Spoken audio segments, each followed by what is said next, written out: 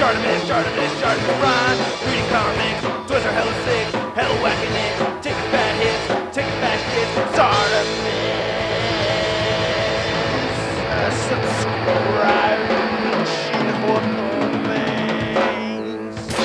It's got a cat on it. And Hey, what's up you guys? ShartimusPrime here doing another Marvel Legends figure review on the Marvel Legends Infinite Series Build-A-Figure Collection Hobgoblin Wave Spider-Woman or Ultimate Spider-Woman. If you're trying to lock this wave down, you can do it at Big Bad. Big.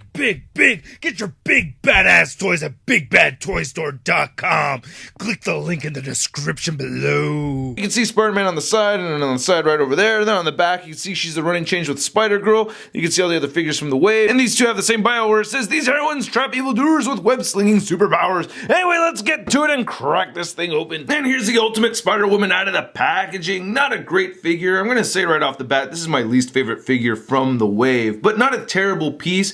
We do have the reused Jubilee body mold over here, so there are some restrictions with the posability, especially with her having this long hair. She can't look up like the Spider-Girl figure could. She does come with the Build-A-Figure piece to Hobgoblin. She comes with the torso. Better than that, she does not have any accessories, and she doesn't have any new hands or anything. We have the same right hand and left hand as we had gotten on the Jubilee figure. Now, the highlight for this figure, I think, is the head sculpt. I'm going to talk about the hair in a second, but just looking at the face, I think they did a really good job of sculpting a little mouth and chin right there. It's kind of tricky to see, but they do have those little details in there, and I think that is really cool. I think the eyes were painted on pretty well. Again, we have some sculpted sockets right there for the eye section, and you can see, well, it missed just a tiny little bit, not as bad as the Spider-Girl. This one looks like it's a little bit more on point. Tiny little bit of white speckling right there, and I do like that they used a pearlescent white for the white paint on the figure. I think they used a different kind of plastic for the torso than they did on the head sculpt, so I think that's why we're getting a little bit of a brownish hue on the eye section, because this has a pearlescent white as well. I love these detailed sculpted hair pieces right there, but it does get a little bland in some of these creased sections. I feel like the mold just didn't pick up all the details you could see right in there. But for the most part, I think the idea of this hair sculpt is pretty neat. I like how it's waving off to the side. Very long, beautiful hair. They do have some nice paint detail in it too, so you get some highlights, get some darker sections right there. I cannot lie, this does remind me of Toy Biz Legends, seeing this kind of paint detail here, and it makes me happy. Now looking at the rest of the figure, there's not a whole lot else to say. I mean, we're getting the same sculpt, but I do have to mention I am very pleased with the paint apps that they added here. I think these lines came out very clean. I think the spider logo came out nice. I'm very happy they used the pearlescent white instead of just using a flat white, so it kind of has a little bit of a glossy finish. It looks cool to me. I dig that, especially on the back over here. It looks good. Again, those teenage nalguitas. Get that manufacturing stamp right there again. It should be at the bottom of the feet. Again, nice pearlescent white paint, so I think for the most part the paint came out pretty clean. We're not getting any kind of shading effect or paint detailing on this brownish red section of the figure, but it does look pretty good, and we still get the peg holes at the bottom of the feet. Now, their articulation is the same as the Spider-Girl figure, except less, so we cannot move the head up more than that. An interchangeable head piece or an interchangeable hair piece would have been really cool, especially like if you get her hanging upside down, you could have her hair just drooping down.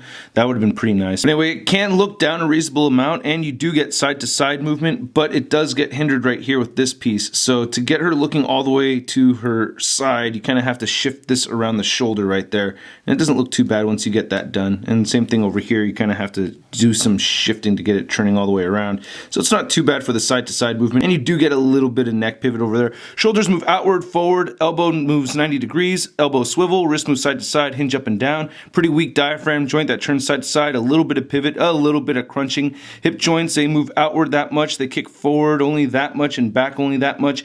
You do get an upper thigh swivel, double jointed knees, calf rotation, ankles move down, up, and that beautiful ankle, baby. This figure stands just under 6 inches tall. And here's Ultimate Spider-Woman compared to our 616 Jessica Drew Spider-Woman and our Julia Carpenter West Coast Avengers Spider-Woman. Now, plus side with this figure is I can add her to my Ultimate Spider-Man display. I have Ultimate Buzzing Beetle, Ultimate Green Goblin, and Ultimate Spider-Man. Here she is compared to the other figures from the wave that I've already reviewed, and I did fix the bow-legged problem right there with the hairdryer and some cold water. And then here she is next to the Marvel Legends Big Time Letdown Spider-Man. And here's Ultimate Spider-Woman on a Mafex stand. One thing I'm noticing right now is it would have been nice if her hair was flowing in the same direction as the hand that she has flipping, because now it looks kind of weird, like she's falling but her hair is going the wrong way, you know what I'm saying? But overall, you know, I'm not really happy with this figure. You can get her head actually looking up though. You have to tilt it to the side and then turn up, so that's a little bit of a redeeming quality, but for the most part, I'm not very happy with it. But I hope you guys are happy with my review. If you are, please hit the like button, hit the subscribe button right over there. Check out my review of the Spider-Girl if you didn't see it already, and check out me and Charlita One's February subscription video of the Japan crate, and make sure you check out my photo gallery over at marvelousnews.com. I'll catch you guys later. Peace.